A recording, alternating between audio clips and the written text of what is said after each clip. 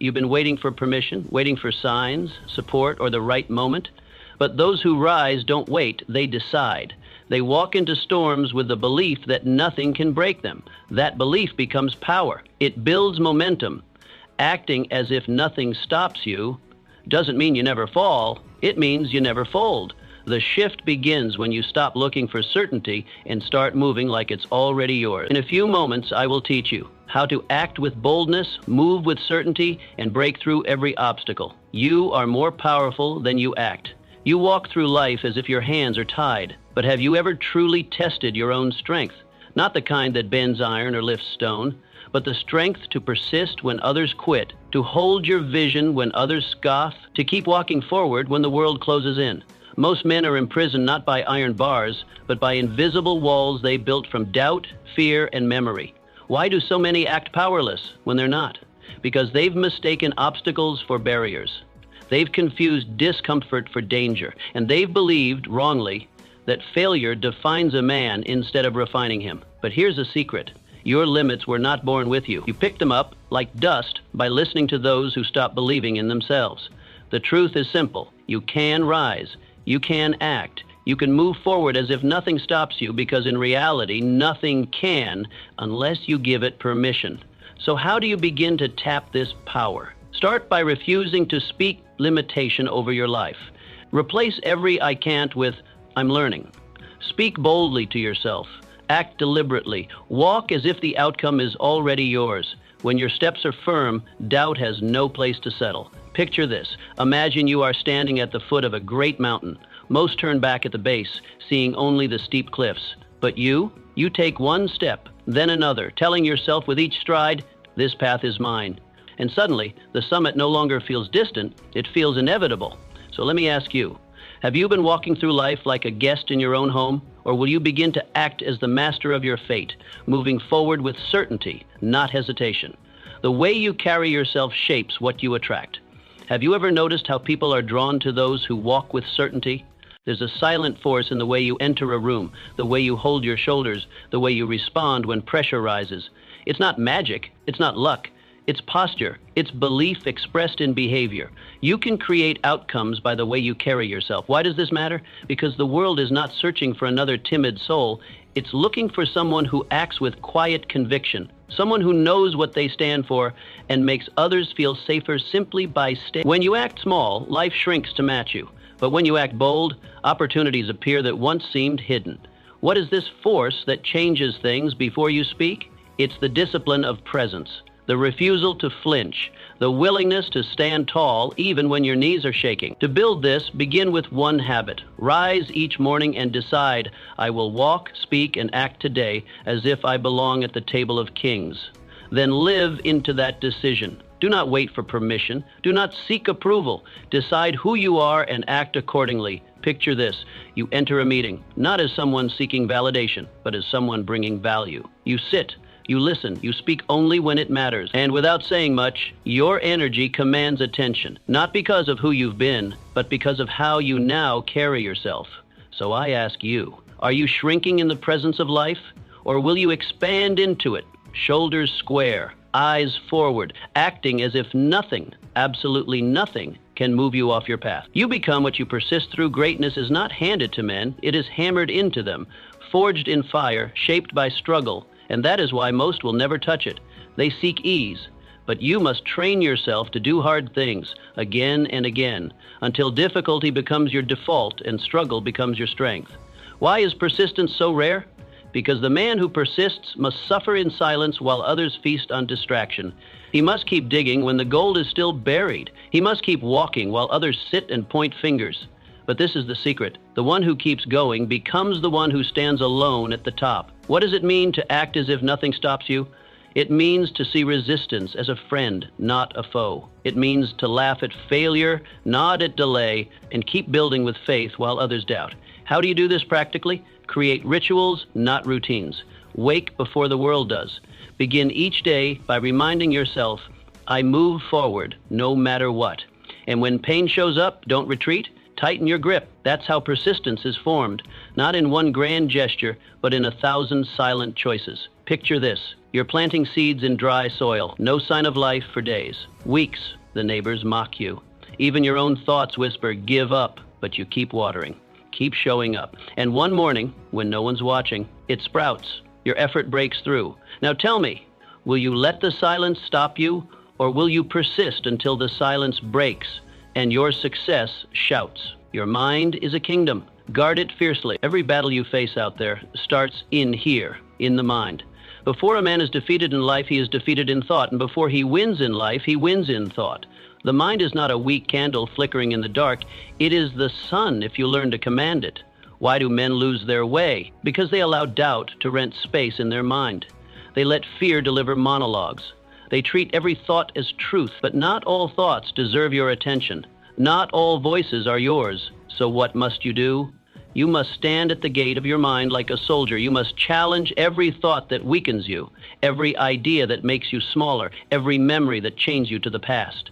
Replace them with truth, with power, really with visions of who you're becoming. Here's how you begin. Write down what you believe. Speak it aloud each morning. Let no day pass where you don't remind your mind that you are in charge. Your thoughts do not own you. You own them. Picture this. Imagine you're walking through a crowded market. Shouts, chaos, noise. That is the untrained mind. But then you build a wall. You hang a sign. No entry without purpose. Now the noise stays outside. Inside, clarity, focus, peace. Let me ask you, are you ruling your thoughts, or have you allowed every wandering fear to sit on your throne? Every step forward is a vote for your future. Each decision you make is not just a choice. It's a whisper to your destiny, shaping who you are becoming, brick by invisible brick. You may think the turning points in your life will come in loud, dramatic moments, but the truth is quieter. It's not the grand gestures or sudden breakthroughs that forge your future. It's the repeated steps, taken in silence, often unnoticed, that slowly sculpt the man you were meant to become.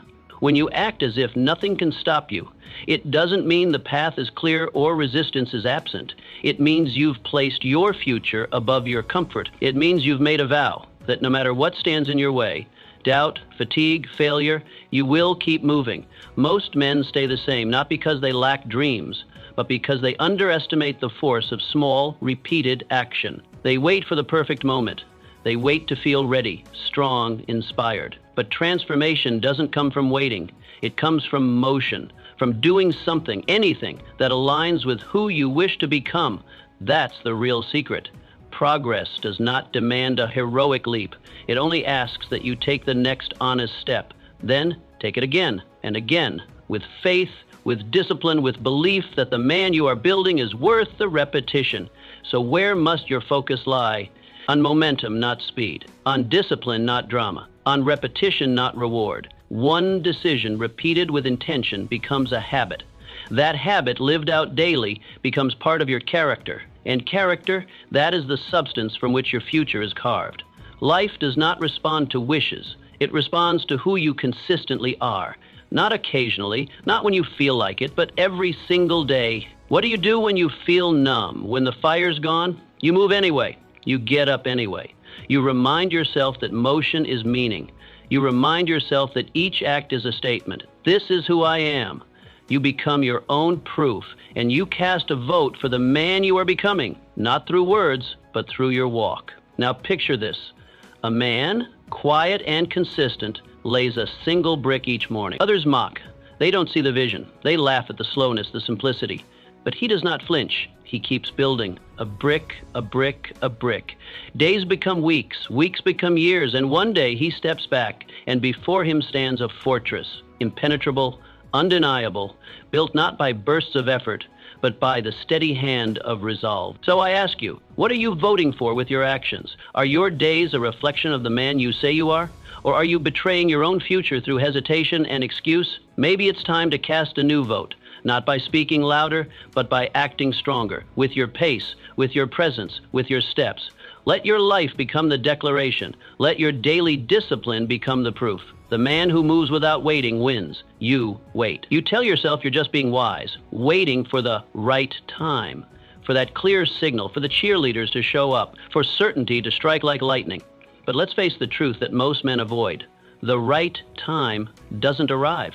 It's not found, it's forged. The man who succeeds isn't the one who discovers the perfect moment. He's the one who creates it through movement. Most men, in fact, never even begin, not because they're incapable, not because they lack strength, but because they've convinced themselves they can't start without applause, without a guarantee, without everything lined up and blessed by fate. They wait their lives away, mistaking hesitation for preparation. Why do people delay action so long? Because they believe readiness is something they'll feel, as if one day they'll wake up with no doubt, no fear, just overflowing certainty. But readiness isn't a mood. It's not a blessing. It's a decision. You decide to move. You choose to start. Confidence isn't something you're handed. It's something you build, one action at a time. The courage you want doesn't precede movement, it grows through it. You don't become fearless and then act. You act while still afraid. And over time, the fear fades, not because it's gone, but because you've grown. The man who acts, even imperfectly, is already ahead. While others are analyzing, hesitating, second-guessing, he's gaining ground. While they draft plans, he lays bricks. While they wait for more information, he creates results. The world honors those who move, not those who muse. And you must train yourself to become one of them. That's the difference between the one who watches and the one who wins. So how do you become this man of action? You burn your escape routes. You remove maybe from your language. You declare your direction each morning with finality. Today I go. Today I grow. Today I take the next bold step. Don't wait to feel ready. That feeling rarely comes on its own. But action is a generator. It sparks clarity. It fuels momentum. The fog lifts after you walk through it, not before. Now picture this. Two men stand before a storm. One scans the sky, reading signs, looking for patterns. He writes, he wonders, he waits. The other adjusts his coat, steadies his breath, and starts walking. One man has knowledge, the other gains distance. When the storm fades and the sun returns, it's not the thinker who has traveled, it's the mover. So let me ask you directly, what exactly are you still waiting for? Are you expecting someone to tell you it's time, to hand you perfection? Newsflash, they never will. Life offers no permission slips, no flawless conditions, only the step right in front of you, that one real opportunity to move. So will you take it, or will you keep circling the same decision day after day as time slips quietly through your fingers? Speak as if your words shape the world. Your words are not just sounds, they are seeds. And whether you realize it or not, your life is the harvest. Everything you speak to yourself, about yourself, and around others shapes the soil of your reality. Speak small, and your world will shrink to fit your sentences. Speak with conviction, power, and vision, and you will awaken forces within you that have long laid dormant. You will rouse strength you didn't know you had. This isn't motivational fluff. It's the invisible law most ignore. What you speak is not separate from what you become. In time, they merge. Your words build the house you live in, yet most men speak weakness over their lives. Not because they are broken, but because they've been taught that their words are casual, that their speech is just noise. But the truth, the tongue is a weapon, a builder, a compass. It points you toward your future or locks you in your past. Say, I can't often enough, and the world will echo it back until it becomes a cage. Say, I will enough times, and you begin to walk through walls that once looked like permanent barriers. The difference between power and pity is often found in the sentence a man repeats every morning. So what should you say? Speak as if your voice is the signal your spirit has been waiting for. Speak like a general issuing orders to his army. Your life is not just happening, it is responding to your language, your rhythm, your repetition. Talk about where you're going, not where you've been stuck. Talk about solutions, not just your struggles. Speak as if your destiny is listening, because it is. Every sentence is either calling you forward or chaining you to the same place. If you want to shift your entire direction, begin with how you speak in the first 10 minutes of your day, before the world gets loud, before the doubts arrive. Speak your vision, not to impress anyone, not to feel good, but to remind your own soul who's in charge. These are not affirmations for the mirror. These are declarations for war. You are not pretending. You are proclaiming, reminding yourself of what you've chosen to believe. Tell yourself, I don't shrink, I solve, I rise, I move, and then act like it. And never, never speak defeat in the middle of your battle. Don't curse your efforts while you're still climbing. Don't speak of giving up when your breakthrough may be one action away. Your words must carry you, not drag you back into the pit, especially when you're tired, especially when the outcome is still hidden. That is when your voice must become your anchor. Picture this. Two men walk into a job interview. Same education, same skill set. One mutters, "I hope I'm good enough." The other says with quiet certainty, "I bring value. I solve problems." Who gets the offer? Not the man with the better resume, the man with the bolder belief. The man who used his voice not to beg, but to build. So let me ask you, what have you been saying lately? Are your words shaping a future you're proud of? Or are you muttering your limitations like a lullaby, putting your potential to sleep with every passive phrase? Your future is listening, your mind is listening, and your spirit responds to what your mouth repeats. Speak with strength, speak with direction. Speak like a man who knows his words are laying the foundation of his next level, because they are. Your reputation begins with private discipline. You want respect? Don't start by seeking it in the eyes of others. That's the end, not the beginning. True respect is born in silence, in the hours when no one's watching, in the dark mornings when the world sleeps and you rise, not for praise, not for validation, but because you made a vow to yourself. The man who commands admiration in public is the one who has already won 1,000 unseen battles in private. The way you train, the way you think, the way you speak to yourself when there is no applause, that is what shapes the man others will one day admire. And if you cut corners in private, don't be surprised when the world sees through the illusion. You cannot fool your future. It remembers what you do when no one is watching. It sees your habits, and it pays you accordingly. Why do most people demand reward without discipline? Because they've been trained to chase applause instead of mastery. They want the trophy without the training, the respect without the responsibility. They believe image is more important than integrity. But you must not be like them. You must become a man of depth, a man who builds in silence what others only pretend to possess. Be the man who works while others boast, who keeps the promises he makes to himself, especially when no one else is there to witness. That's where true power is born, not in spotlight, but in solitude. So what should you do with this truth? You build a life that impresses you first, not your neighbor, not your boss, you. Start by mastering the morning. Wake early, not because it's trendy, but because it's a statement, a declaration that you own your time. Plan your day before it steals itself from you. Keep your space in order, your room, your desk, your thought. Clean space, clean mind. Honor your word, even in the smallest of matters. These are not small acts. These are declarations of who you are. And these tiny disciplines, repeated day after day, create a presence that others can feel the moment you walk into a room. That's how reputation is built, not from dramatic gestures, but from quiet excellence that becomes your normal. How do you develop this kind of strength? You stop making your actions dependent on your feelings. You set standards that do not waver. You create non-negotiables, lines that you will not cross, routines you will not break, not because someone is watching, but because you are. You say, "I do this no matter how I feel." That is the beginning of mastery. That is the birth of trust in yourself. And remember this, discipline is not punishment. It is the highest form of self-respect. It is proof that you value your potential enough to act on it, even when it's hard. Picture this. A man walks past a mirror. He doesn't flex, he doesn't pose. He nods, not out of vanity, but out of recognition. He knows himself. He trusts himself because he remembers what he did when no one was watching. The early mornings, the workouts, the journals, the times he showed up when it would have been easier to quit. That nod, it's rare and it's powerful.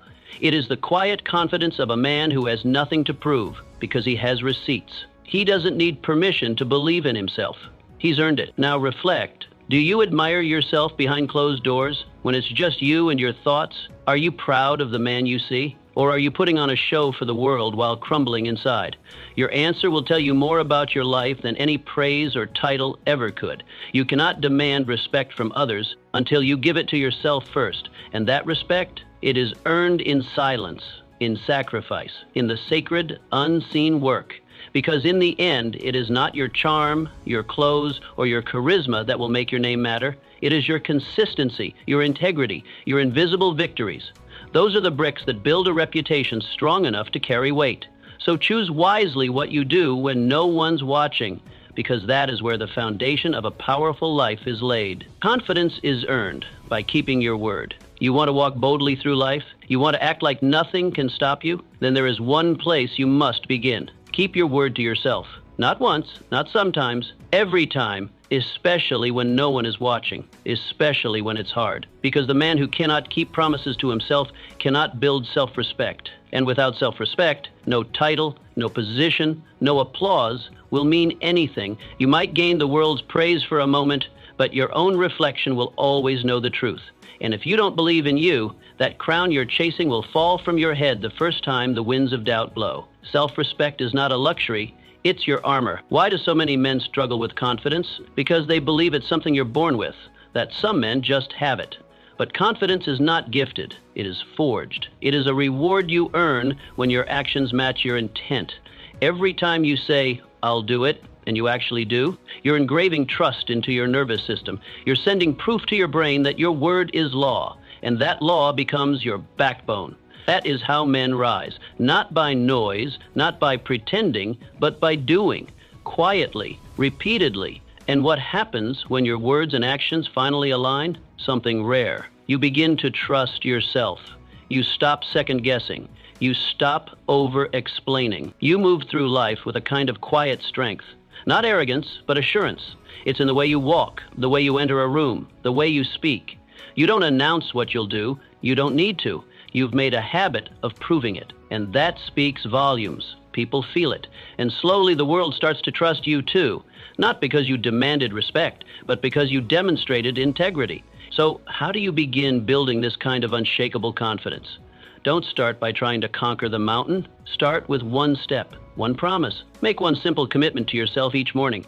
I'll wake up at this time, I'll read these pages, I'll complete this task, and then keep it. Not because you feel like it, because you said you would. Let that promise matter more than your mood. Then tomorrow, add another, then another. Slowly your day becomes a series of small victories, and those victories stack. Speak them aloud. Let yourself hear your own progress, not to brag, to build. You are training your mind to believe in you. Picture this. A man wakes up before the sun. He says, "I will rise early," and he does. He says, "I will exercise," and he does. He says, "I will not complain today," and he holds his tongue. These are not grand gestures, but each kept promise becomes a brick. And those bricks, over time, become a fortress, a structure he can stand on. When others ask, "Where does your confidence come from?" he doesn't need to answer. He just nods, because he knows he built it with discipline, with relentless honesty. But if you're breaking silent agreements with yourself, if you say tomorrow and it becomes next week, if you say just once and it becomes a habit, if you make promises you already know you won't keep, then you are training yourself to distrust your own voice. And that is why you hesitate. That is why you feel stuck. It's not the world. It's the fracture between what you say and what you do. That's where insecurity is born. And the only way to heal that is not with inspiration, but integrity. So let me ask you this. Can you trust you? Strip away the noise. Forget the mask you wear in public. When it's just you, no audience, no pressure, are you a man of your word? Or are you still breaking the most important contract in your life, the one you made with yourself? Because here's the truth most never tell you. Confidence doesn't begin in your posture. It begins in your promises, the ones no one else hears, the ones that shape your soul. Decide today to make those promises sacred, to raise the standard of what your word means. You don't need to start loud, just start real. Build trust with yourself, one act at a time. And when you do, you'll walk taller, speak clearer, stand firmer, because nothing moves a man who trusts himself. That is where unshakable confidence lives, not in your voice, but in your follow-through. And once you have that, you won't need to act like nothing can stop you. You'll know nothing can. Walk with purpose, even before you know the path. You don't need to see every step. That's not how the journey works. You simply need to take the next one, with purpose, with conviction, with a sense that even though the entire path is not revealed, you are moving in the right direction. The man who walks in circles, second-guessing every move, endlessly analyzing, waiting for a sign, waiting for the fog to lift, never gets far. He mistakes hesitation for wisdom, but time passes anyway, and his indecision becomes its own decision. But the man who walks with direction, who steps forward into uncertainty with resolve, he begins to stir something greater. He may not know where the trail leads, but each step carves it into existence. He moves mountains, not because he sees the peak, but because he refuses to stop walking. Why do so many hesitate? Because the unknown terrifies them, because they've been told that certainty is safety, that you must have every answer before you act, that the road must be laid out in full, lit from end to end. But that's not how life rewards you.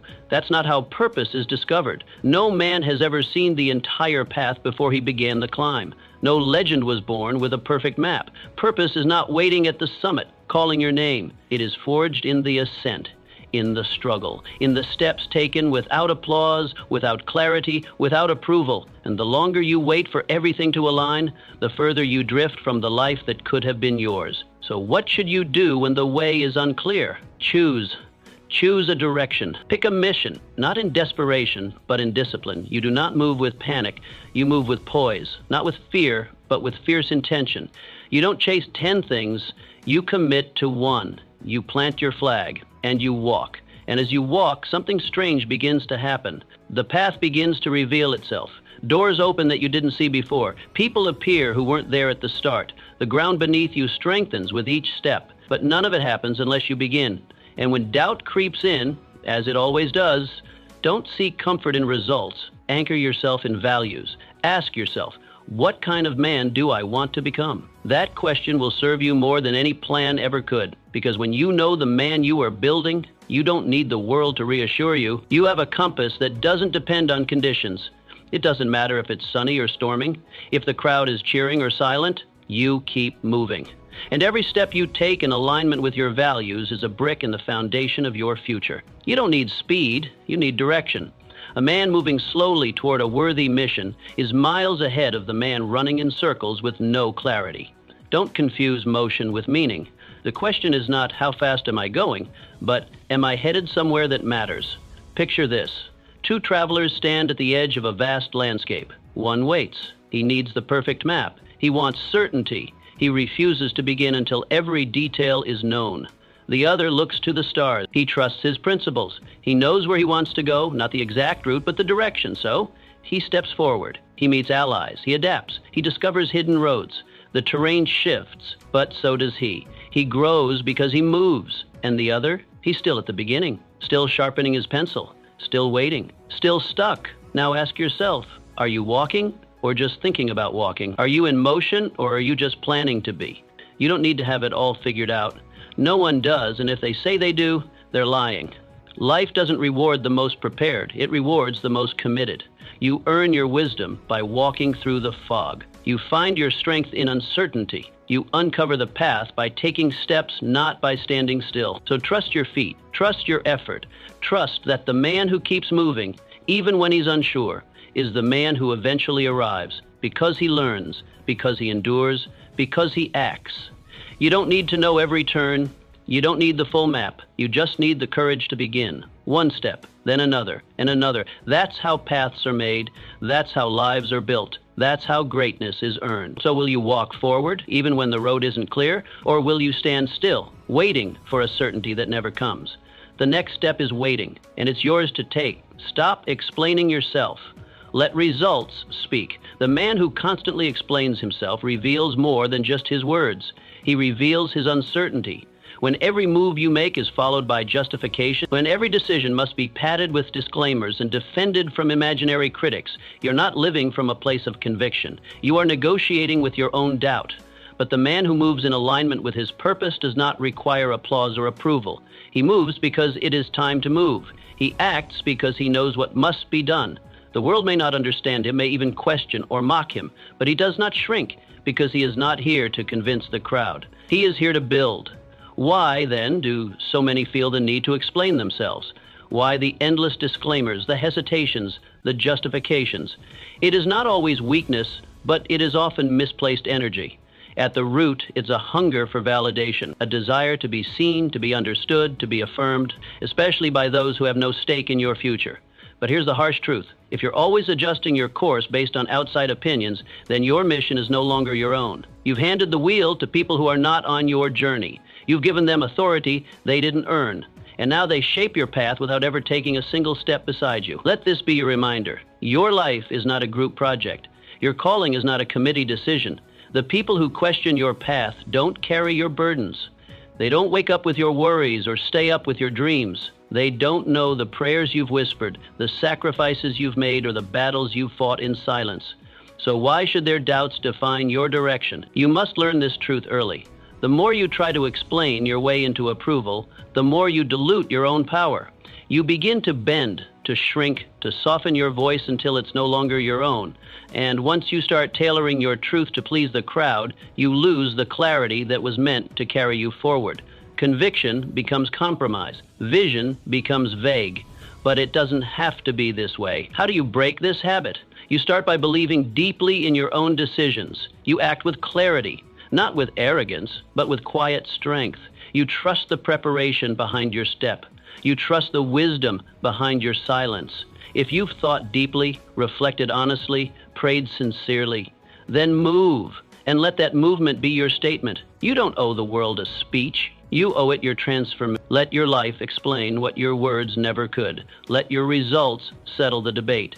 Imagine a man who rises before dawn. He doesn't make announcements. He doesn't post his intentions. He doesn't explain why he's training, why he's studying, why he's building. He just does it. His neighbors notice the change, but they don't understand. They laugh. What are you doing all this for? He hears them. He smiles, but he says little. Why should he speak when his future is speaking louder with every action? Days pass, then months. While they are still watching, still guessing, still critiquing, he is thriving. His home grows warmer, his body stronger, his presence more commanding. And slowly the laughter fades. The questions change. They stop mocking. They start asking. And not out of ridicule, but respect. That is the power of a man who stops explaining and starts embodying. When you live in alignment with your values, when your choices are guided by purpose, when your daily actions are rooted in vision, you no longer need to be understood. You need only to continue. Respect will follow, not always instantly, but inevitably, because nothing speaks louder than consistency.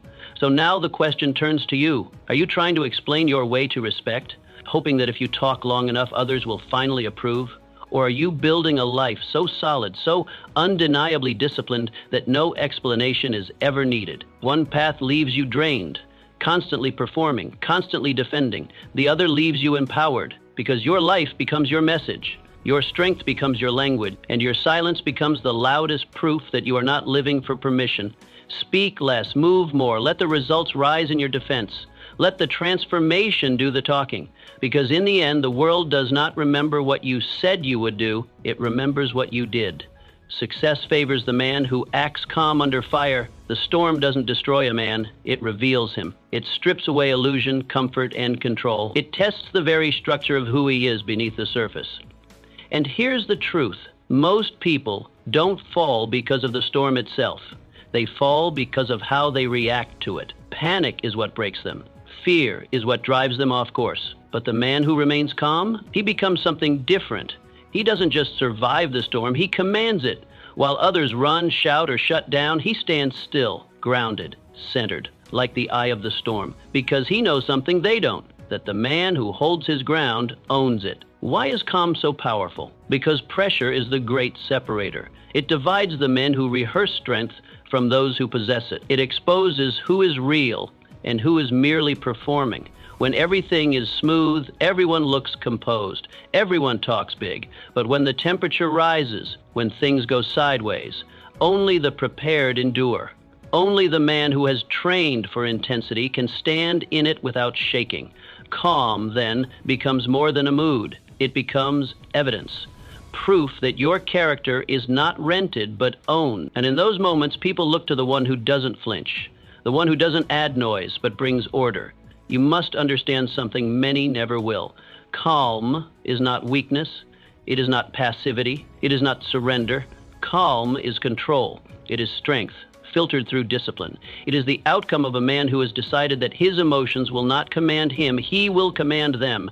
He doesn't allow panic to rise just because the world is shaking. He doesn't let anger lash out just because it's easy. He understands that real power is not in how loud you can get, but in how stable you can remain. So how do you build this kind of calm in a world addicted to chaos? You prepare. Not just physically, but mentally. You rehearse in your mind the battles before they arrive. You practice silence in the small things so you can command stillness in the big ones. You learn to pause before you speak, to breathe before you act, and to observe before you react. You train yourself to remain the same when everything else changes. That doesn't mean you're numb. It means you've mastered the art of response over reaction. You learn to spot the warning signs in yourself, the tightening jaw, the racing mind, the clenched fist, and instead of letting them drive you, you slow them down. You turn inward and remind yourself, I will not give this moment my peace. That's discipline. That's training. That's strength. Because anyone can be calm when it's easy, but to be calm when it's not, that is what separates a man of power from a man of noise. Picture this. You're part of a team. A crisis erupts. Everyone is shouting. People are blaming each other, scrambling for answers, throwing fuel on the fire. Chaos rises. Emotions spike. But you stay quiet. You don't speak to be heard. You speak to bring direction. You breathe. You watch. You think. And then, at the right moment, you speak. Clear, steady, intentional, and the room shifts. The noise drops. Eyes turn toward you, not because you overpowered them, but because you were the only one not overpowered by emotion. That's what calm leadership looks like. That's what command feels like. Not thunder, but grounding. And here's what happens next. People begin to trust you, not just in the moment, but beyond it. They remember how you acted when it mattered most. They remember your stillness, your composure, your clarity. And that becomes your identity. You become the one others lean on when the pressure rises. Not because you have all the answers, but because you are unshaken in the search for them. So ask yourself now, honestly, are you training your calm like a muscle? Are you practicing peace when it's quiet so you can carry it when it's loud? Or do you let your emotions hijack your power at the first sign of resistance? Do you throw your strength away the moment something doesn't go your way? Because life will not ask you if you're ready before it tests you. The storm will not knock politely. It will slam your door open and expect a response. And in that moment, your preparation, or lack of it, will be exposed. Let your calm be your weapon. Let your stillness be your strength. Let your presence be the anchor that holds firm when everything else sways. The man who keeps his peace under pressure owns more than the moment. He owns himself. And once a man owns himself, there is nothing that can truly shake him. Be the man others count on, not the one who crumbles. There's a rare kind of man whose very presence brings steadiness. He walks into the room and something shifts, not because he's louder than the rest, not because he demands attention, but because he's anchored, grounded, dependable. When things go wrong, when chaos breaks loose, when tempers flare, when plans collapse, people look to him, not because he has all the answers. Often he doesn't. But what makes him different is this: he never runs. He shows up. He stays calm. He becomes the foundation others lean on when their own legs start to shake. And that kind of presence isn't built in comfort. It's built in fire. Why do most men avoid this kind of responsibility? Because being dependable means carrying weight. It means letting others lean on you when they can't stand on their own. And that terrifies them. They fear pressure. They fear being the one everyone turns to in moments of crisis. Because in those moments, there's no hiding, no room for excuses. You're either solid or you're not. But what they fail to see is that pressure is not the enemy, it is the forge. It is the heat that tempers steel, the resistance that reveals strength. The very thing they avoid is the very thing that could build them into someone worth following. You don't need to be perfect to be reliable. You don't need to have all the skills or the flawless plan. You just need to show up, especially when it's inconvenient. You need to keep your word when it would be easier to break it. You need to carry out the task when no one's applauding, no one's thanking you, and no one's watching. And over time, that simple act, consistency, becomes something far more powerful. It becomes respect. And respect is not flashy, it's not quick, but it lasts longer than charisma, and it reaches deeper than charm. A man who's consistent becomes someone others feel safe around, not because he protects them from everything, but because they know he'll be there through anything. That's how leadership is born, not through declarations or authority, but through reliability, through a proven history of showing up, standing firm, and doing what needs to be done, without complaint, without show, and without needing to be celebrated. So how do you become that kind of man? You start small. You make a promise to someone, and you keep it. You say you'll help, and you follow through. You commit to a goal, and even when it's uncomfortable, even when no one would notice if you backed out, you don't. You develop a habit of showing up when others fade. And when things get hard, because they will, you don't disappear. You double down. That's how you build a foundation, not just for yourself, but for the people who will one day need to lean on you. Imagine this. There's a family crisis. Emotions are high. Things are falling apart. One man panics. He lashes out, makes excuses, points fingers, says it's not his fault. Another man steps forward, quietly, calmly. "I've got it," he says. No drama, no spotlight. He handles the logistics. He communicates what's needed. He helps people breathe. He finds the next step and takes it. Not because it's easy, but because it's right. He becomes the calm in the storm, the rock in the flood. And in the years that follow, people may not remember every word he said, but they remember how he made them feel. Safe, steady, seen. That's the man people remember. The man who made chaos feel a little less chaotic, who didn't flinch under pressure, who didn't vanish when things got heavy. He didn't need applause. He didn't need to announce his role. He just did the job. So now the question is this: who are you when it counts? Are you the one people count on, or the one they hope doesn't get involved? Do people breathe easier when you show up or brace themselves? Because your legacy won't be built in the good times. It will be shaped in the hard ones. And it won't be measured by how many people cheered for you, but by how many could lean on you when it mattered most. This isn't about being the hero. It's about being present, reliable, grounded. Being the man others know won't disappear when the weight gets heavy. That's the kind of strength that builds families. That carries teams. That changes legacies. So step into it. Don't run from responsibility. Rise to it. Let pressure shape you, not shatter you. And build a reputation that doesn't need defending, because it's built on proof. Be the man who stays, the man who steadies, the man they can count on, always. Cut off the escape routes. Commit fully. Most people don't fail because they lack talent.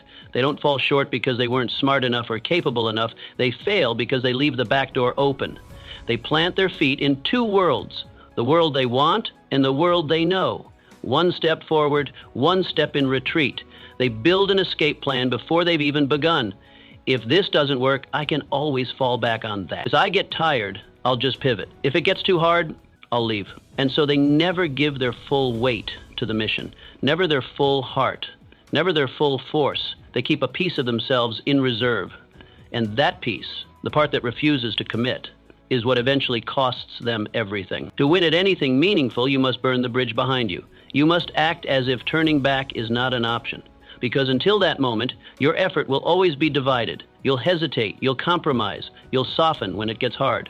But once you say, "This is it, I will make it work, or I will be made by the process," something shifts. You stop bargaining, you stop stalling, you stop asking for permission, and you start becoming. Commitment is rare for one reason: it's uncomfortable, it's terrifying. It strips you of the illusion of safety. It removes the parachute, cuts off the exit, and demands that you stand and fight. That's why most people never taste true transformation.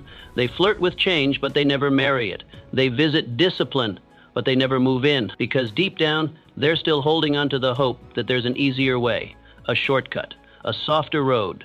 But power, real power, arrives when you make the hard choice. When you tell yourself, "I'm all in. No maybe, no half effort, just decision." And the moment you do that, the world begins to respond, because life has a strange way of moving in the direction of conviction.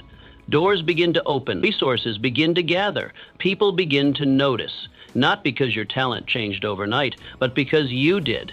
You cannot serve two masters. You cannot build a legacy while constantly checking the exit. The man who moves with power is the man who has decided there is no plan B. Not because he's reckless, but because he knows success demands everything: his time, his energy, his focus, and above all, his trust in the path he chose, in the man he's becoming, in the fire that will shape him. So how do you reach this point? First, you must get clear on your goal. Not vague, not wishful, clear. What are you building? Who are you becoming? Then you must strip away everything that competes with it: the distractions, the detours, the backup plans. You must raise the stakes. Speak your decision out loud. Tell people, declare it, make it real. Then put something on the line: time, money, reputation, comfort. When your energy has no alternative direction, it becomes unstoppable. It stops dripping in 100 places and becomes a flood toward your future. Picture it: A warrior steps onto the battlefield. Behind him, the bridge is burned, smoke rises, the flames are final. There is no way home except forward. No escape, no retreat. And in that moment, he is not paralyzed. He is liberated. He fights not with hesitation, but with absolute conviction. There is no what if, no maybe, only action, only resolve. That is what makes him dangerous. That is what makes him unbreakable, because he's not conserving strength for tomorrow. He's using everything today. That's what gives you the edge. That's what makes you dangerous. You become the man who is not negotiating with fear, not entertaining excuses, not saving strength for another day. You give all. You become all in. And in that space, you become something more. You become the kind of man who finishes what he starts, the kind who keeps his word to himself, the kind who doesn't fold under pressure, because there is no other option but through. So now, take a hard look at your life. What escape routes are you still clinging to? What quiet lies are you telling yourself that make it easier to pause, delay, retreat?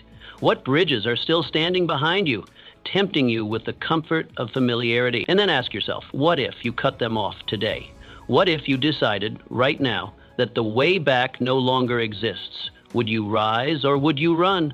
This is the question that defines men, not their talent, not their upbringing, but their decision. The decision to commit fully. The decision to stand in the fire and say, I'm not leaving until I win, or I'm forged by the process. Burn the bridge. Walk forward. Make it real. And let the world feel the power of a man who has nothing left to lose because he's already decided to give it all. The world bows to the man with unshakable vision. Nothing commands life like a man with a clear vision. Not vague wishes, not half-formed ambitions, not the drifting dreams that flicker in and out depending on mood or mood swings, but a sharp, focused, definite picture of the life he is building. That kind of vision is a force. It makes the invisible visible. It gives shape to the formless. It makes the future real long before it arrives. A man with vision doesn't walk like other men. He doesn't respond like other men, because everything that happens to him, delay, rejection, pain, resistance, it all gets filtered through a singular lens. Where am I going? Vision turns waiting into patience, not frustration. It turns pain into fuel, not defeat. It turns rejection into redirection, not resentment. Because the man who sees clearly never panics when he's slowed. He knows exactly what he's building. He understands the arc of his own story. He sees how the temporary struggle fits inside the permanent outcome. And because of that, he can endure storms that would wreck lesser men. So why do most people wander? Why do they drift from one idea to another, chase one opportunity today and abandon it tomorrow? It's not because they're weak. It's because they never defined the destination. They never took the time to declare, this is who I am, this is what I'm building, this is where I'm going. And if you don't know where you're going, how can you know what matters today? How can you know which discomfort to tolerate, which habits to form, which battles to fight? The man with no vision says yes to everything and ends up with nothing. He confuses motion with progress. He exhausts himself trying to please, trying to prove, trying to chase things that don't even belong to his purpose. But the man with vision is different. He lives in alignment. He doesn't waste his energy explaining himself. He doesn't need validation for every move. His why is loud enough to drown out every distraction. When hardship hits, he doesn't ask, why me? He asks, what's next? Because he's not attached to comfort. He's attached to outcome. And when your vision is strong, every burden becomes bearable. Not because it's light, but because it's no noise, no opinions, just you and the truth. You go deep. You stop asking what you think you should want, and you start asking what you were born to do. Then you write it down, not just the numbers or the net worth, but how you feel in that life, how you walk into rooms, how you speak, how you lead, how you serve, what your days look like, what your evenings feel like, who you've become, not just what you've accumulated. And when it's written, revisit it daily. Let it become your North Star. When the world pulls at you with its demands, when failure stings, when fatigue creeps in, you return to the vision. You read it. You feel it. And suddenly the fog clears. The distractions fall away, because now you're not just reacting. You're creating. Your steps are no longer random. They are deliberate. They are aligned. They mean something. Picture this. You're building a cathedral. It's loud, it's dirty, it's thankless. To the people passing by, it looks like a pile of stones, a mess. They can't see what you see, but you do. You see the arches rising, the stained glass catching the morning light, the music that will echo through the high ceilings one day. You see it all before a single column is complete. And because you see it, every stone has purpose. Every cut, every hole, every drop of sweat is not lost. It's invested because the structure already exists in your mind. That's what vision does. It gives meaning to labor. It gives dignity to repetition. It turns struggle into strategy. And one day, when the walls rise and the windows glow and the cathedral stands complete, others will call it brilliance, but you'll know the truth. It was vision, followed by discipline, followed by consistency, that made it happen. So now ask yourself, do you have a vision that makes the struggle worth it? Or are you drifting, carried by the urgency of everyone else's timeline? Are you working from a blueprint, or are you laying bricks in circles? Because if you don't define your future, the world will define it for you. It will fill your life with noise, obligations, distractions, and demands that have nothing to do with who you were meant to become. Define your vision, etch it in your mind, let it burn into your days, and then watch as the world adjusts. Watch how distractions lose their grip, how clarity finds you in moments of doubt, how opportunities begin to appear, not by chance, but by alignment. A man with a clear vision doesn't chase life.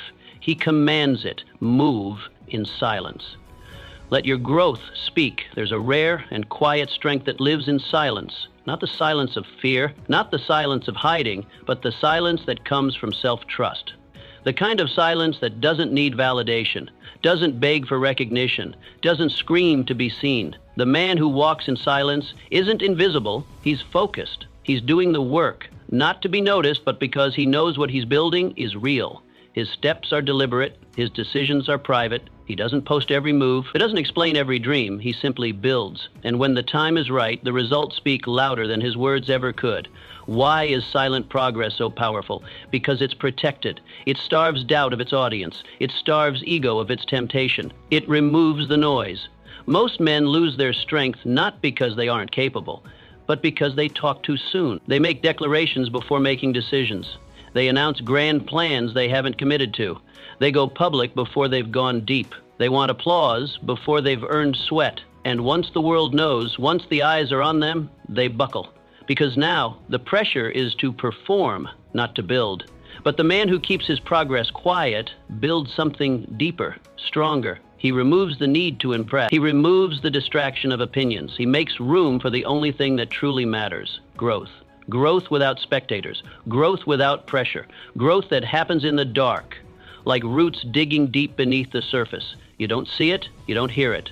But one day, a tree stands where there was only soil. And you realize it wasn't magic, it was quiet consistency. When you move in silence, you create space for patience. You give yourself time to fail, learn, adapt, without an audience waiting to judge. You escape the trap of performance, the burden of needing to look like you're winning while still figuring it out. You build muscle before posing. You grow roots before reaching. And when the harvest comes, it's undeniable. It doesn't need explanation. It doesn't need a pitch. The work, the result, it speaks. And when it does, the world listens. So how do you move this way? You begin by treating your vision like a sacred flame. You don't let everyone breathe on it. You guard it. You hold it close. You feed it quietly, consistently, without turning it into a performance. You tell yourself the truth. Not everyone needs to know. Not yet. Not until the foundation is strong. Not until the roots are deep. You share less, you do more. You stop proving, you start producing. Your goals stay in your chest, locked in with resolve. Your actions, your early mornings, your late nights, your decisions, your discipline, they become the proof. You don't need to say you're working. People can see it in your results. Picture this. 2 men wake up one day and decide to change their lives. One goes loud. He tells everyone. He makes announcements. He gets the dopamine hit from praise before he's done anything. He posts every workout, every journal, every big thing coming. The other says nothing. He writes down his goals. He sets his alarm. He gets up early. He works, he trains, he studies quietly every day. No performance, just preparation. Months pass. The loud one? He's moved on to something else. Another goal, another announcement, another hollow promise. The quiet one? He's transformed. His body's stronger. His habits are sharpened. His life is rising. And the world? Now they're asking the questions. How did he do it?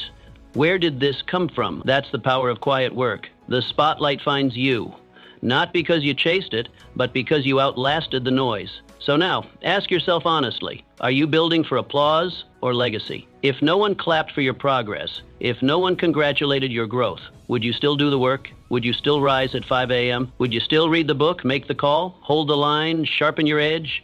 Or is your effort tied to being seen? Because here's the truth, the world is full of noise, and most of it is hollow. Echoes of people who want the rewards without the roots. But legacy? That's carved in silence, brick by brick, day by day. The loudest man in the room is often the one with the least to show. He needs to shout because his work does, but the man who builds quietly, when he walks in, the room changes. Not because he demanded it, but because his presence carries weight. You feel it in his posture, in his discipline, in his results. He doesn't need to explain himself. His life is the explanation. Be that man. The one who builds in silence, who sharpens without audience, who rises without applause. And one day, when the world finally turns its head, it won't be because you begged for their attention. It'll be because your work commanded it. Without a word, you must master the inner war first. The true battle is not out there. It never was. The real war is waged within, in the silence of your own mind. It begins before the first decision is made, before your feet touch the floor, before a single word is spoken. It's the quiet tension between who you are and who you could be. Every man feels it, the hesitation before action, the doubt before commitment, the fear dressed up as logic. Before you conquer any mountain, you must first conquer your own hesitation. Before you lead anyone else, you must lead your own mind. This is the battleground that determines the rest, and yet most never fight it. They look outward. They chase victories in status, wealth, appearance, but ignore the enemy that lives between their ears. They win applause but remain insecure. They gain influence but feel hollow. Why?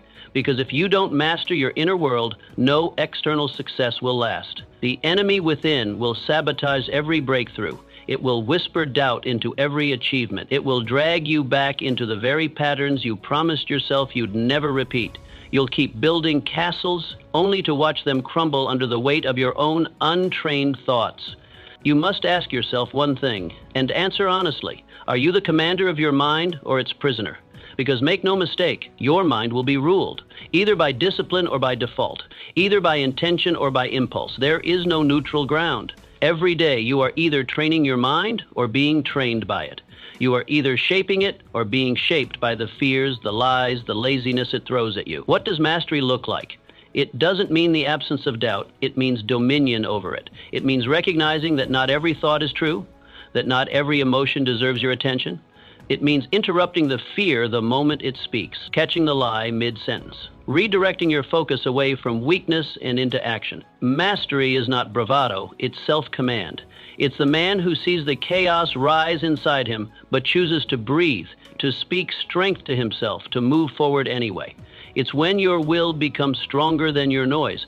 And how do you build that kind of strength? It begins with awareness. You must start by observing your thoughts, not blindly obeying them. Every morning, before the world claims your attention, you sit with your mind, not to listen passively, but to inspect.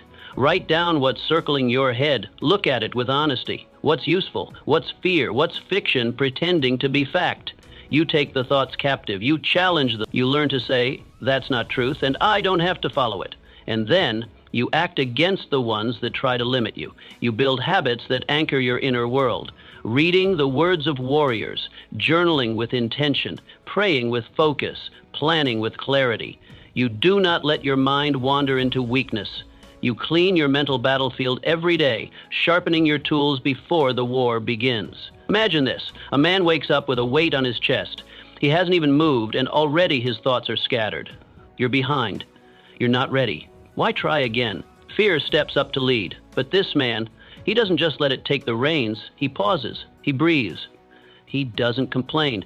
He reaches for something strong, maybe a book, a journal, a prayer. He reads.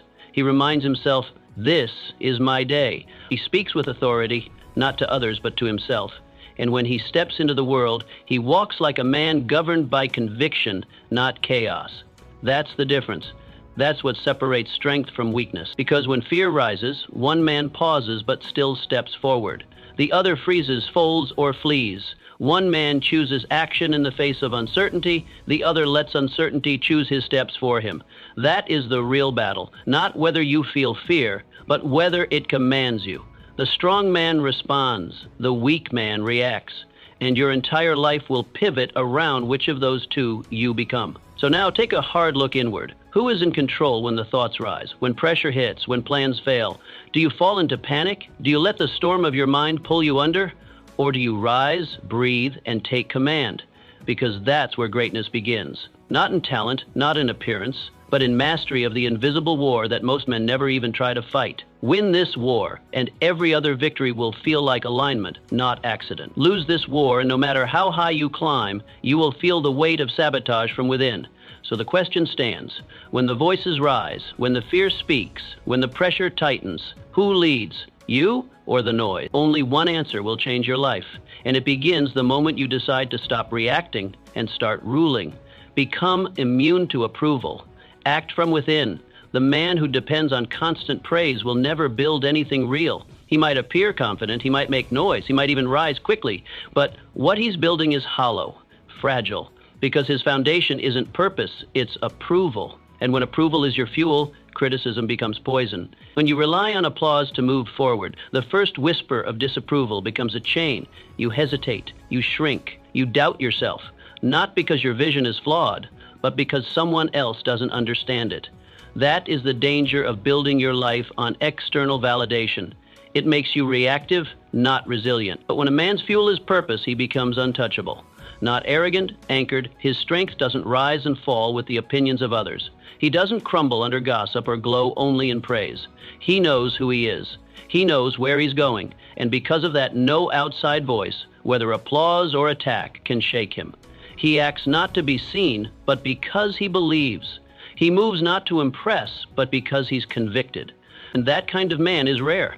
That kind of man is dangerous to fear, to conformity, to mediocrity. So why do so many become addicted to approval?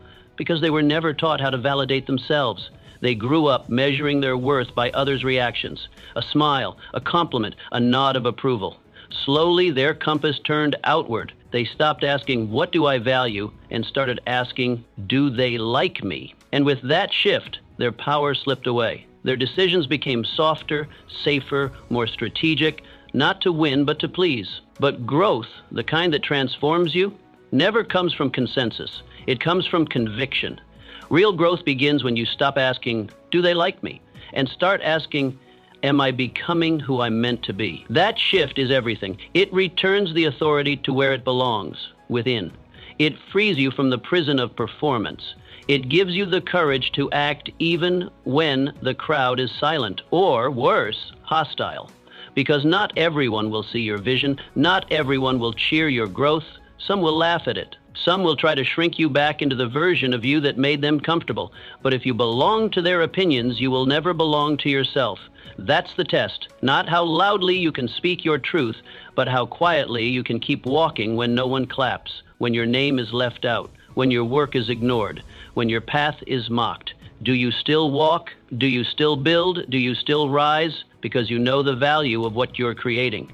Or do you bend, adjust, retreat, just to be liked? To become immune to the addiction of approval, you must build inner standards. You must define your worth by effort, not applause, by integrity, not attention, by values, not volume.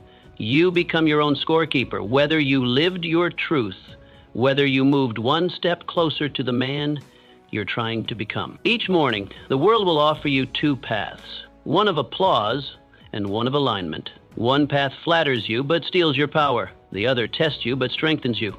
Choose the harder path, the quieter one, the one where the reward isn't approval but progress. And how do you know you're on the right path? You look inward. Each night, ask yourself, did I move forward today? Not did I get noticed, not did they like it, but did I show up? Did I act with courage? Did I stay true to the man I said I wanted to be? If the answer is yes, you've already won, whether anyone saw it or not, whether anyone clapped or not. Because your life is no longer a performance, it's a mission. Picture this. A man starts a business. His friends don't understand. They tease. They warn. His family questions him. They worry. They suggest safer options. But he keeps going, not with arrogance, but with resolve. He listens, but he's not swayed, because he's not doing it for applause. He's doing it because something inside him knows, this is mine to do. And that belief, that quiet fire, is enough. That belief carries him when the room is empty, when the profits are low, when the support disappears. That belief turns him into something others can't shake. So ask yourself, are you owned by the opinions of others? Do you need the echo of approval to keep going? Or do you stand on your own values, acting as if nothing can sway you? Not flattery, not gossip, not fear, because at the end of the day, the man who acts from conviction outlasts the man who performs for applause. The one who moves from purpose outbuilds the one who dances for praise. And when the noise dies down, when the crowd moves on, only one of them still stands, unshaken, undefeated, free. Be that man. Stop chasing, start becoming. Most men sprint through life with their eyes fixed on a distant prize, chasing approval, status, validation, or some elusive version of success. They run fast, they grind hard, they burn out, and they wonder why the finish line always moves further away. What they don't realize is this: you don't get what you chase, you get what you become. Success isn't something you catch, it's something you attract. And the man who attracts success is not the one desperate for recognition, it's the one who already embodies the value others seek. But chasing is seductive. It feels active. It feels like progress. It convinces you that motion equals momentum, that being busy is the same as being effective. It's easier to run toward a reward than it is to stop and ask, am I becoming the kind of man who can handle this? Chasing lets you avoid that question. Building character requires stillness, reflection, sacrifice. But chasing just asks for speed. That's why so many people keep running in circles. They chase love without learning how to give it. They chase leadership without mastering self-discipline. They chase wealth without understanding responsibility. And so, even when they catch the thing they're after, they can't hold it. It slips through their hands because they never became the kind of person who could carry it. Becoming is different. Becoming is quiet. Becoming doesn't demand applause. It's not glamorous.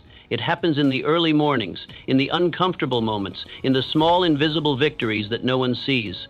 But becoming lasts because it's not based on luck or hype. It's rooted in transformation. It's not about getting what you want. It's about aligning with it. When you become the man who deserves it, the outcome arrives as a natural consequence, not as a lucky break. So what must you do if you want to stop chasing and start building? You shift your focus. You stop obsessing over the external rewards and start asking the deeper question, who do I need to become? You want wealth? Don't chase money. Become disciplined, train your habits, master your time, develop restraint, because the man who lives below his means, shows up on time, and adds value consistently is the man wealth gravitates toward. You want respect? Don't demand it. Become worthy of it. Be consistent. Keep your word. Show up when it's hard. Respect follows those who live with integrity. You want peace? Don't wait for the chaos to end. Become grounded. Learn to be still. Strengthen your inner world so no storm can move you. That's how you attract the life you want. Not through begging, but through becoming. And how do you begin this process? You make it daily, practical, grounded. You stop asking what you want and start asking what the man you admire does. What are his habits? How does he speak? How does he carry himself under pressure? Then you live those answers, not when life gets easier, not when motivation is high. Today, you make your habits reflect your future self. Your actions aren't about chasing an image, they're about building an identity. Imagine a man who wants to be trusted. He could chase it, try to please everyone, flatter them, work overtime to gain their approval. Or he could become trustworthy, speak truth, do what he says he'll do, stay consistent, keep quiet when gossip rises, lead by example. At first, people might not notice, but over time, they feel it. Trust begins to follow him, not because he chased it, but because he became the kind of man who carries it naturally. It clings to him like a shadow, because it belongs to him. This is the choice you face every day. Chase the image of success, or become the kind of man who attracts it without trying. The first feels exciting, but leads to burnout. The second feels slow, but leads to legacy. The first depends on how others respond. The second depends only on how you live. And the truth is, most won't choose the second path. It's quieter, it takes longer, it doesn't give immediate rewards, but it gives real ones, lasting ones, the kind of success that isn't stolen by the economy, the critics, or the passage of time, because it's not external, it's who you are. So ask yourself, are you chasing a dream you haven't earned yet, or are you becoming the man who can carry it with grace? And are you sprinting for approval or walking forward in purpose? The difference is everything. One path builds image, the other builds substance. When you stop chasing, the world stops running from you, it begins to respond. Not because you begged for it, but because you became ready. That's the quiet, powerful truth. Success doesn't come to the man who wants it most. It comes to the man who matches it, the one who becomes it from the inside out. Let that be you. The man who endures wins when the excitement fades, when the applause dies down, when the quick wins vanish and you're left alone with the grind. That is when most men quit. They mistake the absence of noise for the absence of meaning. They assume that if no one is watching, it no longer matters. So they stop, they retreat, they let go of what they once claimed was important. But not you. You must endure, because the man who endures when others fold, the man who keeps walking when the path grows steep, when the air grows thin, when the voices disappear, is the man who claims the prize. Not the man who starts loud, but the one who finishes, quietly, powerfully, on his own 2 feet. Endurance is rare because its reward is not immediate. It doesn't offer instant validation. It doesn't feed your ego the way quick success does. It demands something deeper, patience. In a world addicted to speed, the man who moves slowly but deliberately becomes a stranger. He's misunderstood, overlooked. But make no mistake, time is his ally. And while others burn bright and fade, the one who endures burns steady, long, and in the end, he outlasts them all. Endurance isn't just about survival. It's not about dragging yourself through the mud, barely holding on. True endurance is excellence maintained over time. It's continuing to give your best, not when you're inspired, but when you're tired. It's staying sharp even when no one's watching. It's refusing to lower your standards, even when you could get away with it. That's the quiet discipline that separates the temporary from the timeless. Because anyone can give effort when it's easy. But when the emotions fade, when the spark is gone, when the crowd has moved on, who are you then? You build endurance not by waiting for perfect days, but by embracing the imperfect ones. You show up, you do the work, again and again and again. You learn to find rhythm in repetition, strength in silence, clarity in routine. You create anchors, habits that hold you steady when everything else shifts. You tie yourself to your mission, your values, your reasons, not your mood, because your mission is bigger than your motivation. And when your emotions are gone, those anchors will carry you. Imagine this. You're halfway up a brutal hill. Your legs are screaming. Your breath is shallow. You're drenched in effort. You look back and see how far you've come. It's impressive, but you look forward and realize it's not over. There's still more to climb. You could stop. You could say, good enough. But something in you refuses. You plant your foot. You take another step, then another. No fanfare, no applause, just movement. Forward, quiet, focused. And one day, maybe not today, maybe not tomorrow, but one day, you stand at the summit. Maybe you're alone. Maybe there's no one to see it. But you're there, victorious. Not because you never struggled, but because you never stopped. That's the power of endurance. It doesn't need an audience. It doesn't rely on emotion. It lives in your bones. It grows with every hard decision, every lonely step, every time you act, not because it's fun, but because it's necessary. The man who endures earns something no shortcut can buy: substance, depth, weight, a kind of inner strength that cannot be shaken, because it was built when no one was watching. So ask yourself, what do you do when it gets hard? Do you fold when the feelings fade? Do you abandon your goals when they become inconvenient? Or do you press on, knowing that storms don't last, but the reward of endurance does? Most men only commit until it's no longer exciting. But the one who keeps going, when the light dims, when the days blur, when the voice in his head says quit, he is building something rare, something lasting. And one day, when the race is done and the dust settles, his name stands. Because endurance is not about talent. It's not about luck. It's about resolve. It's about continuing to walk when your legs don't want to. About speaking truth when your voice trembles, about choosing consistency over chaos. It's the quiet choice to finish what you started, even when no one claps for you along the way. So who will you be when the feeling fades? When the road stretches longer than you expected? Will you join the crowd that turns back, or will you keep moving, not because it's easy, but because you decided? Remember this, excitement is temporary, applause is fleeting, but endurance builds empires. And the man who possesses it doesn't just finish the race, he becomes the standard. Win the morning, win the man. Every day begins with a test, a quiet one. There's no judge, no alarm shouting its importance, no audience watching to score your performance. But it's there, before the noise of the world begins, before texts arrive, before the sun even stretches across the sky. It's the test of intention. The moment you open your eyes, the question is whispered. Will you command this day, or will you drift through it? Because whether you rise with purpose or stumble with hesitation, you've already cast a vote for the kind of man you're becoming. And the man who wins the morning, he doesn't just win time, he wins himself. Why does the morning matter so much? Because it's the gate, the doorway to everything that follows. It's the moment where you either take control of your energy or let the world take it from you. But when you begin with intention, when you choose stillness before speed, presence before pressure, you become the architect of your life, not the passenger of your circumstances. Your morning is a mirror. It reflects the discipline, clarity, and values that will follow you into every meeting, every decision, every conversation. If you let it be sloppy, if you begin with chaos, if your first act is to complain or delay, what does that say about the life you're building? Your morning tells your mind who's in charge. And if you don't assert your authority early, the world will gladly fill that vacancy. This is not about perfection. It's not about performing some grand ritual for the sake of feeling productive. It's about reverence, about claiming the first hour as sacred. The morning must be simple, sacred, and sharp. You rise not because you're forced to, but because you own the day. That's the difference between the man who leads and the man who lags. You don't begin your day by reacting. You begin by creating. What does that look like? It starts in silence. Before you speak to anyone else, speak to yourself. Declare who you are.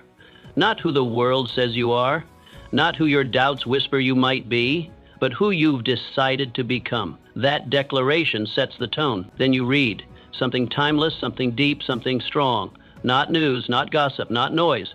Something that calls your spirit up to its higher standard.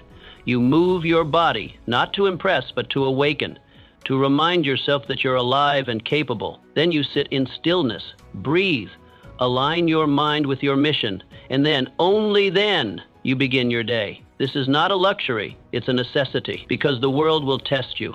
People will try you. Problems will hunt for weakness.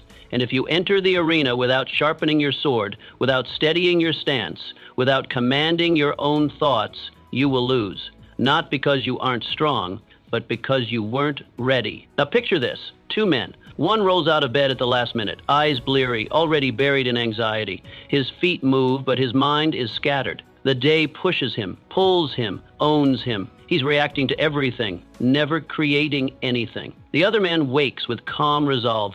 He moves with rhythm. He speaks to himself before the world speaks to him. He nourishes his mind. He connects with his mission. And then he walks out, not rushed, not distracted, but anchored. That man doesn't chase the day, he commands it. Ask yourself, if your mornings are disordered, distracted, and weak, what message are you sending to your future? Every morning is a vote, a declaration, a signal to your future self saying, yes, I'm ready, I'm building something real, or no, I'm still hiding, I'm still drifting. There is no middle ground. You are either choosing mastery or you're surrendering to mediocrity. And if you think it doesn't matter, look closely at the men who rise with power. Look at the ones who seem to carry something different in their walk, in their words, in their work. It's not just genetics or luck, it's intention. It's the unseen hours. It's how they show up before anyone else is watching. This is your invitation, not to some hype-driven routine, but to sacred discipline. Not to prove yourself, but to build yourself. Because how you begin the day shapes how you meet its challenges, how you meet pressure, how you meet opportunity, and ultimately how you meet your own potential. Win your mornings, and you'll win more than time. You'll win the man you were meant to be. Every day you have the chance to rise, not just from sleep, but from average. Choose it. Stand in it. Live like the first hour matters, because it does, more than anything. The world belongs to the man who refuses to quit. There's one quality that separates the man who merely watches life unfold from the man who bends it to his will. Refusal. The refusal to quit. The refusal to bend under pressure. The refusal to surrender a vision. No matter how long the road, no matter how steep the climb, no matter how loud the voices urging him to stop. This refusal is not born from arrogance or delusion. It's born from conviction. A silent vow whispered in the dark. I will not stop, not here, not now, not ever. And this matters more than most men realize, because anything worth having, anything that carries weight, meaning, legacy, will demand more from you than you think you can give. It will not arrive quickly. It will not greet you with ease. The dream will test you.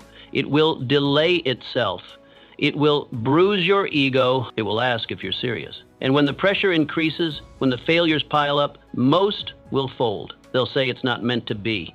They'll call it fate, timing, or bad luck. But those are just polished names for quitting. The truth is simpler. They gave up. But not the man who refuses. He knows better. He understands that destiny is not gifted, it is earned.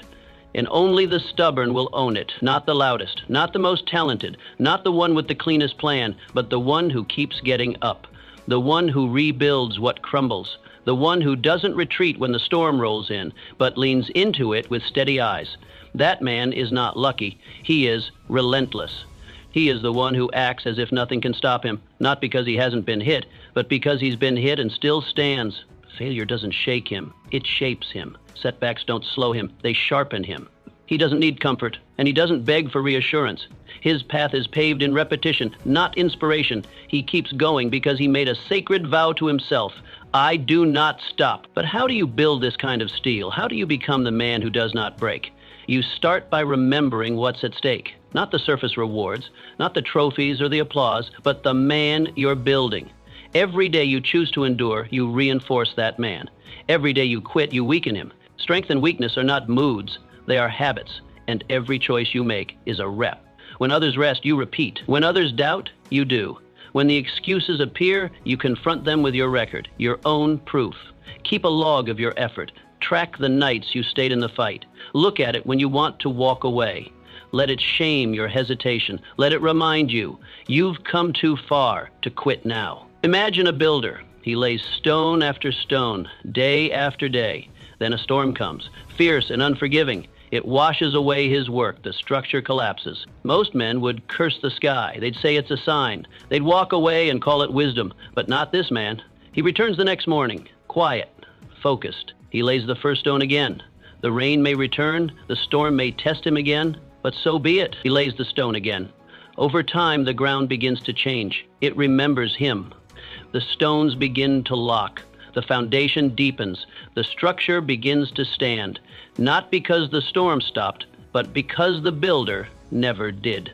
This is the secret no one wants to hear. Most men stop just before the breakthrough. They put in months, sometimes years, and then quit, one step shy of the moment everything would have changed. They'll never know how close they were, and they'll spend the rest of their lives wondering if it was possible. That's a different kind of pain. The kind that follows you. The kind that whispers in quiet hours, what if you had just held on a little longer? So now ask yourself, what have you abandoned too soon? What vision, what path, what promise did you drop when it got heavy? And what if you were just one more day from the turn? Wouldn't you rather be the man who endured, the one who stood when others scattered, who laid the stone again, who outlasted the storm, than the one who looks back and wonders? Your life will not be measured by how easy it looked. It will be measured by how much you refused to break. Let others chase comfort. Let others fold. But you must become the man who endures, who outlasts failure, who builds through doubt, who keeps rising, not because it's easy, but because he refuses to do anything else. And that refusal, that is where strength lives. That is where greatness begins. The world won't hand you power. You must claim it. When you act as if nothing stops you, the world begins to shift. Doors open, fear fades, and the impossible starts to bend. Don't wait for courage. Move first, and courage will follow. Every action you take with conviction builds the life you were meant to live. So from this moment on, walk like it's yours, speak like you mean it, and never forget, Nothing can stop the one who refuses to stop.